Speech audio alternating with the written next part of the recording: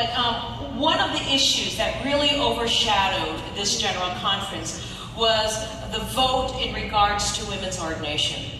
And there's been a lot of confusion about that. So I just want to take a few seconds here just to clarify some things again, because we hear a lot of things on social media, but and it can be very confusing. What this vote was all about really was to allow the different divisions in our church. Our church worldwide is divided into various divisions. I think there's 12, 13 divisions or These something. are basically continents. Something You have like North that. American continent, you have South America, right? yeah. Europe, North Europe, South Europe, things like that. Anyway, this vote was centered around allowing or not allowing the individual divisions to make the decision of whether to ordain their women pastors or not. And after a full day, about 8 hours of pretty intense discussion, the vote was taken to not allow individual divisions to make their own decision, to make their own policies in regards to whether women can be ordained. Now, this issue of ordination, again in itself, can be a little bit confusing. So I want to just kind of be very simple in explaining to you what this is all about. All pastors within the Seventh-day Adventist Church are credentialed. And there are two types of credentialing. The first type is a commissioned credential, which is what I have. And then the second type is an ordination.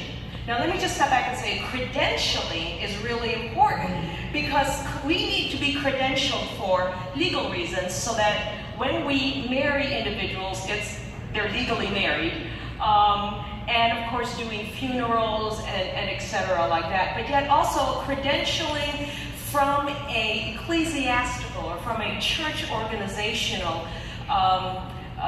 standpoint that says we have demonstrated the skills and the call and the abilities to be a pastor within the Seventh-day Adventist Church.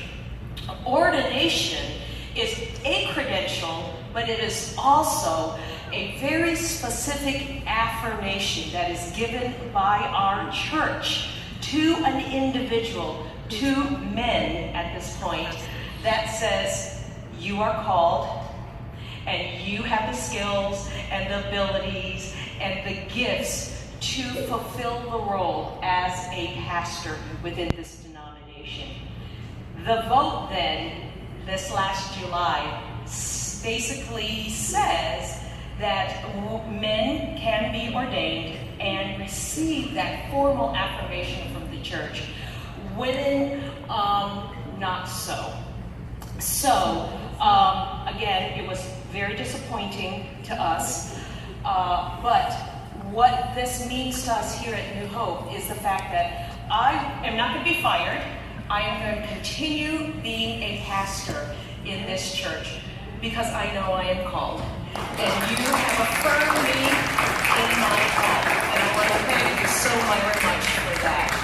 But I also want to share something with you, a very significant event here in the life of our church. Pastor Mike received his ordination a number of years ago. Like 25. Okay, like 25. I'm just giving you the benefit of the doubt, okay? But he received his ordination. I'm like 35, so I was very early. Very early, right? So he received his ordination. And again, the ordination is an ecclesiastical affirmation that people within our organization and our church see his call to the pastoral ministry. Pastor Mike has made a decision, and this decision that flows from a conviction of his heart that he is going to be letting go of his ordination credentials and instead accepting a commissioned credential, which is what I have and which is what Pastor Jason has, because a few years ago when Pastor Jason was given the chance to receive ordination, he chose not to until women can have that same right also.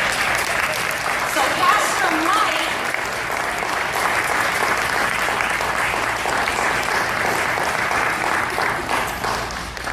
Pastor Mike, in this decision that he has made, is saying, we are all equal. That's right. We are all equal. We are all called. And I just want to speak just personally with you, church family, about what this means to me personally. I am working with a team of pastors that not only affirm my call, but every single day in their words and action acknowledge my equalness.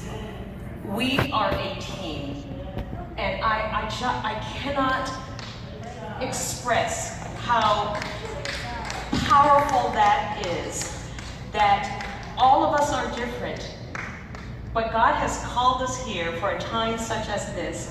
God has called us to be a team, and we are a team of equals.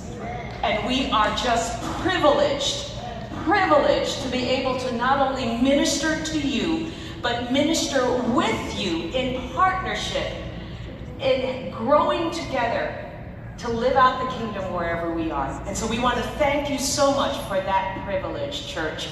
And we are excited to see what God is going to do beginning this moment and in the future of our church. So